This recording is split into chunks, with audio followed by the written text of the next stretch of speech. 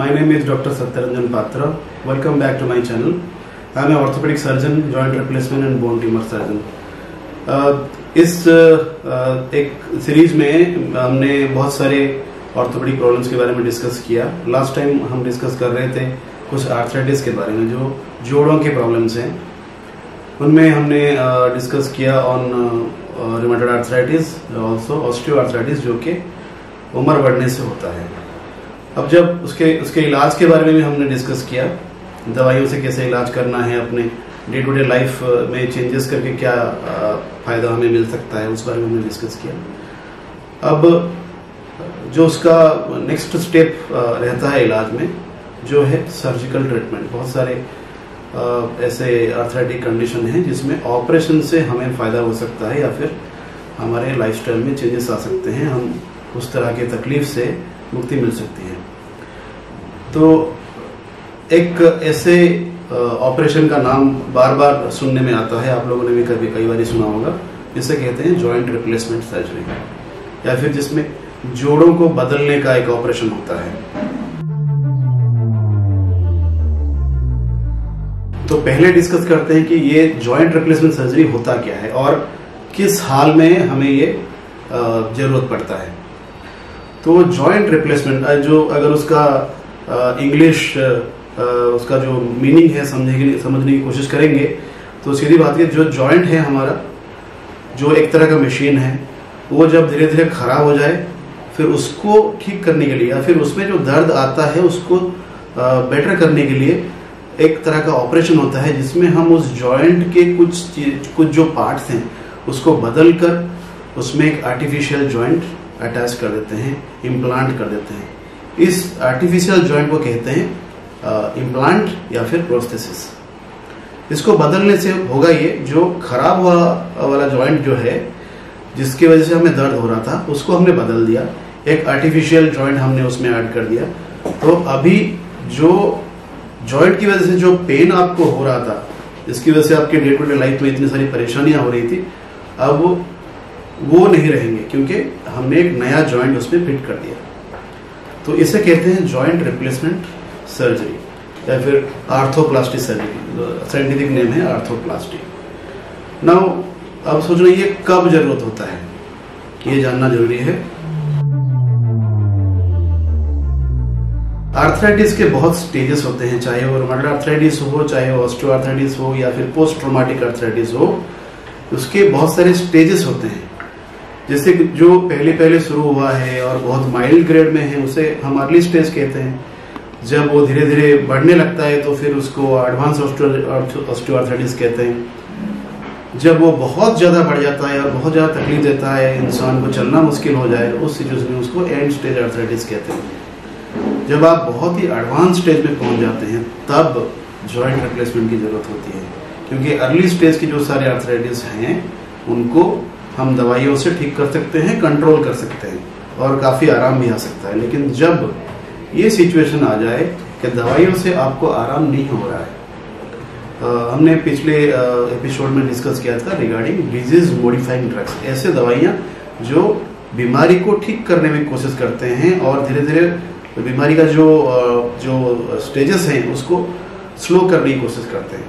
लेकिन जब ये दवाई काम करना बंद कर दे या फिर बीमारी ऐसे हालत में पहुंच जाए जहां से दवाई फिर काम ना करे, तो क्योंकि रोज पेन होता है चलने से, कोई काम करने से, तो पेशेंट को बार बार फिर पेन किलर या फिर दर्द की दवाई लेने की जरूरत पड़ जाती है। जब हालांकि 15-20 दिन, महीने तक आप अगर दर्द की दवाई लेते हैं वो काफी सेफ होता है, लेकिन अगर आपको ये महीनों तक, सालों तक इस तरह की दवाई लेना पड़ जाए, तो उसका डेफिनेटली साइड इफेक्ट आपके शरीर पर हो सकता है। जैसे उसके साइड इफेक्ट्स होते हैं, स्टोमक पे होता है, लीवर पे होता है, किडनी पे होता है, ये सारे हमारे हार्ट पे होता है।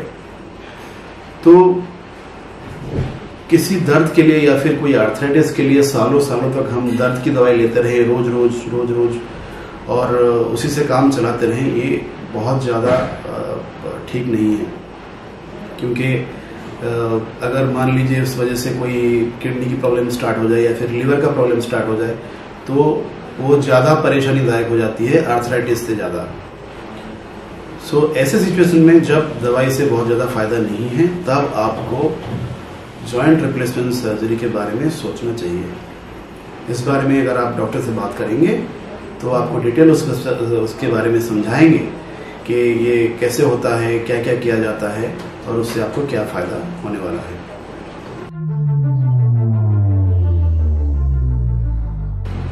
जैसे ये जो ऑस्टियोआर्थराइटिस है और किसी और तरह की आर्थराइटिस है, जैसे हम जानते हैं कि ये एल्डरली एज ग्रुप या फिर बढ़ती उम्र की बीमारी है। तो बढ़ती उम्र में आर्थराइटिस के साथ साथ कई और बीमारियां भी हो जाती हैं, जैसे डायबिटीज हो गया या फिर ब्लड प्रेशर, हाइपरटेंशन जिसको कहते हैं, या फिर कई बार कुछ लोग ओबेसिटी के शिकार होते हैं, जिससे वजन बहुत ज़्यादा है कुछ लोगों का, उसकी वजह से भी जॉइंट के ऊपर असर पड़ता है और दर्द ज़्यादा होता है। तो इस सिचुएशन में क्या करना चाहिए, ये भी हमें मालूम होना चाहिए। जब हम जॉइंट रिप्लेसमेंट सर्जरी के बारे में प्लान कर रहे हैं तो पहला चीज़ तो ये है, ओबेसिटी या फिर वज़न का बहुत ज़्यादा होना एक बहुत इम्पोर्टेंट फैक्टर है इसमें, क्योंकि जितना वज़न ज़्यादा होगा उतना ज़्यादा लोड जॉइंट के ऊपर पड़ रहा है, उसी तरह नए वाले जॉइंट में भी उतना ही लोड पड़ेगा और आसपास के जो मसल्स और लिगामेंट्स हैं उन पे भी जोर पड़ेगा। तो ओबेसिटी से जॉइंट रिप्लेसमेंट का जो रिजल्ट है उस पर असर पड़ सकता है, खराब भी हो सकता है। इसलिए हम लोग कुछ कहते हैं, जो मॉर्बिड ओबेसिटी जो कहते हैं, बहुत ज़्यादा वजन जिनको ज़्यादा है, उनको डॉक्टर्स वेट रिडक्शन रिजीम में डालते हैं, कुछ प्लानिंग दिया जाता है, डाइटिशियन से मिलना होता है, उससे आप धीरे धीरे अपना जो वेट है उसको थोड़ा कम कर सकते हैं। कम करने से हमारे रिप्लेसमेंट सर्जरी का जो सक्सेस परसेंटेज है वो बढ़ जाता है, वो एक ध्यान रखना। और दूसरा, ओबेसिटी में वुंड हीलिंग का भी प्रॉब्लम हो सकता है। जो हमने ऑपरेशन करते टाइम जो ओपनिंग किया है जॉइंट में, वो जब हील होता है, वो हीलिंग में भी ओबेसिटी की वजह से प्रॉब्लम हो सकता है। दूसरा बीमारी है डायबिटीज। डायबिटीज जैसे आपको जानते हैं शुगर की बीमारी है, और शरीर में अगर सही तरह से इंसुलिन नहीं है आपके पास तो शुगर बढ़ जाता है, उसकी वजह से बहुत सारी कॉम्प्लिकेशंस होते हैं। उनमें से एक मेजर कॉम्प्लिकेशन है जो वुंड कॉम्प्लिकेशन, यानी जो घाव का कॉम्प्लिकेशन। जो हम ऑपरेशन करते हैं उसमें जो ओपन करके इंसिजन देके स्किन और बाकी टिश्यूज को काट के अंदर फिर ऑपरेशन करना होता है, वो जब हीलिंग होने के टाइम में डायबिटीज हमें परेशान कर सकती है। इसलिए जब ऐसा नहीं कि डायबिटिक पेशेंट ऑपरेशन नहीं करवा सकते, पर डायबिटिक जो स्पेशलिस्ट होते हैं उनके साथ कम्युनिकेशन में रह के आपके शुगर का वैल्यू और डायबिटीज का स्टेटस को कंट्रोल करना होता है।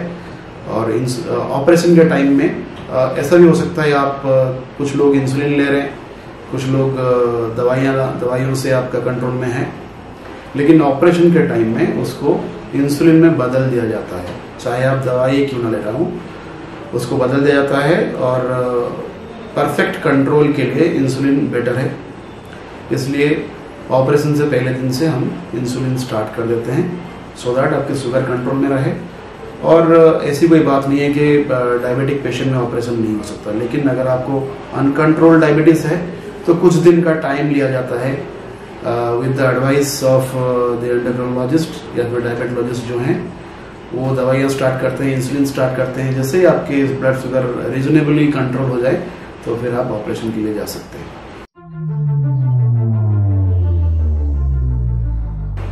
तीसरा है हाइपरटेंशन या फिर ब्लड प्रेशर, या फिर साथ में जो कुछ और ब्लड प्रेशर के साथ कुछ कार्डियक हार्ट की कुछ बीमारियां भी साथ में हो सकते हैं। उन पेशेंट में भी जॉइंट रिप्लेसमेंट कोई ना करें ऐसी कोई बात नहीं है, लेकिन उससे पहले जो हार्ट के स्पेशलिस्ट हैं उनसे मिलना पड़ेगा। कुछ स्पेसिफिक टेस्ट होते हैं हार्ट के लिए, जैसे ईसीजी, इकोकार्डियोग्राफी या फिर ट्रेडमिल टेस्टिंग, ये सब करके हमें मालूम पड़ सकता है कि ये हार्ट की जो परेशानी आपको है उससे कितना खतरा हो सकता है ऑपरेशन के लिए। फिर उस चीज़ को लेके कार्डियोलॉजिस्ट और एनेस्थेसियोलॉजिस्ट और ऑर्थोपेडिक सर्जन तीनों मिलके उस पर डिस्कस करते हैं, और उसी हिसाब से डिसाइड किया जाता है कि आपको कब ऑपरेशन करना चाहिए और ऑपरेशन से पहले क्या क्या प्रिकॉशंस या फिर क्या क्या दवाइयाँ लेनी चाहिए। वो सारे डिस्कस करने के बाद हम ऑपरेशन के लिए जा सकते हैं। ऐसा नहीं कि हार्ट की बीमारी के पेशेंट या फिर हाइपरटेंशन के पेशेंट ऑपरेशन नहीं करवा सकते।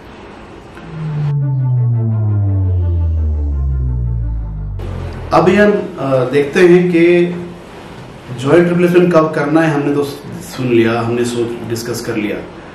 अब जॉइंट रिप्लेसमेंट कब नहीं होना चाहिए ये भी मालूम होना चाहिए, क्या करना है क्या नहीं करना है।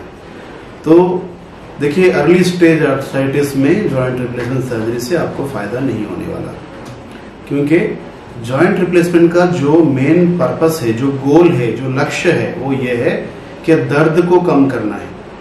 उसमें हम पेशेंट का दर्द कम हो जाता है तो day to day life better हो जाता है, काम करने का तरीका बेटर हो जाता है। जो लोग चल नहीं पा रहे थे वो फिर बाहर जाना चालू कर सकते हैं, अपना काम करना चालू कर सकते हैं, दूसरे को घर में किसी सोशल फंक्शन में जाना स्टार्ट हो सकता है, अपनी हॉबी, अपने स्पोर्ट्स, ये सब के बारे में सोच सकते हैं। इसलिए ये तब करते हैं जब आपकी डे टू डे लाइफ दर्द की वजह से अफेक्टेड हो जाए। लेकिन अगर ये अर्ली स्टेज में है और बहुत ज़्यादा एडवांस नहीं हुआ है और दवाइयों से आपका काम चल रहा है, रीजनेबली आपने 1-2 महीने दवाई खाई और ये पेन आपको अच्छा लग रहा है, उस सिचुएशन में आपको जॉइंट रिप्लेसमेंट की ज़रूरत नहीं है। अर्ली स्टेज में अगर आप बहुत जल्दी कर देंगे जॉइंट रिप्लेसमेंट सर्जरी में, तो आपको वो फायदा नहीं मिलने वाला है जैसा उसको होना चाहिए। तो ये एडवांस स्टेज के लिए ट्रीटमेंट है। दूसरा, मान लीजिए आपके बॉडी में दूसरे प्रॉब्लम्स हैं, लाइक एक जो हड्डी में कमजोरी होती है उसे कहते हैं ऑस्टियोपोरोसिस, जिसमें कैल्शियम और विटामिन डी के जो डेफिशिएंसी की वजह से ऑस्टियोपोरोसिस होता है। हड्डियां वैसे भी कमजोर होती हैं, तो हो सकता है कि जो आपका दर्द है वो ऑस्टियोपोरोसिस की वजह से हो रहा हो, लेकिन हम सोच रहे हैं कि ये आर्थराइटिस की वजह से हो रहा है। अगर हमारा डायग्नोसिस गलत हो जाए, ऑस्टियोपोरोसिस की वजह हम ऑस्टियोआर्थराइटिस डायग्नोसिस कर लें और उस पर ऑपरेशन के लिए बारे में सोचें, तो मेरे ख्याल से वो वैसे आराम नहीं आएगा जैसे आना चाहिए। कई बार ऐसा होता है कि हम आर्थराइटिस का ट्रीटमेंट कर रहे हैं, लेकिन हमें ये डायग्नोज नहीं हो पाता कि इसका जो प्रॉब्लम वो बढ़ रहा है, इसलिए क्योंकि साथ में ऑस्टियोपोरोसिस भी है, हड्डियों की कमजोरी भी है। तो अगर हम हड्डियों की कमजोरी पर ध्यान देंगे, उसको सही कर देंगे, तो शायद आपके जो ओवरऑल जो पेन का कंडीशन है वो इम्प्रूव हो जाए, हमें रिप्लेसमेंट सर्जरी तक जाना ही ना पड़े। तो ये भी ध्यान रखना कि साथ में और क्या है। जैसे एक चीज होता है रूमेटॉइड आर्थराइटिस, उसके बारे में पिछले एपिसोड में हमने डिस्कस किया था। रूमेटॉइड आर्थराइटिस खाली जॉइंट की बीमारी नहीं है, साथ में जो जॉइंट के चारों तरफ जो टिश्यू हैं उनकी भी बीमारी है, साइनोवियम की बीमारी है। अगर रूमेटॉइड आर्थराइटिस है, उसमें एक इन्फ्लामेशन जो रिएक्शन चल रहा है, अगर हम वो इन्फ्लामेशन को कंट्रोल नहीं करेंगे और खाली जॉइंट पे ध्यान देंगे, तो जॉइंट रिप्लेसमेंट सर्जरी में आपको बेनिफिट नहीं मिलेगा। जॉइंट रिप्लेसमेंट के साथ या फिर जॉइंट रिप्लेसमेंट के अलावा दवाइयों के साथ रूमेटॉइड आर्थराइटिस की भी दवाई चलना जरूरी है। तो ये कई बारी 2 बीमारियां साथ में होते हैं, अगर दोनों का ट्रीटमेंट सही तरह से ना हो तो हमारा जो आगे जाने का तरीका है वो गलत हो सकता है। मान लीजिए कुछ लोगों में जॉइंट प्रॉब्लम की वजह से जो चलना वलना बहुत कम हो गया और वो बहुत ज़्यादा काम नहीं कर पा रहे हैं, तो उससे क्या होता है, धीरे धीरे आपके जो मसल मास है वो धीरे धीरे कम होते जाता है, जिसको हम कहते हैं मसल वेस्टिंग। जैसे अगर हम जिम में जाकर वर्जिश करें, एक्सरसाइज करें और बॉडी बिल्डिंग करें, तो हमारे मसल्स ग्रो करते हैं और बॉडी बिल्डअप होता है। उसी तरह अगर हम दर्द की वजह से बेड रिडन हो गए, सोए हुए हैं, कुछ नहीं कर रहे हैं और चल वल नहीं पा रहे हैं, एक्सरसाइज नहीं कर पा रहे हैं, तो हमारे मसल वेस्टिंग भी हो जाता है। अगर मसल वेस्टिंग हो जाए तो हमारे चलने के लिए और एक्टिविटीज के लिए जितना ताकत आना चाहिए बॉडी में वो नहीं आ पाएगा।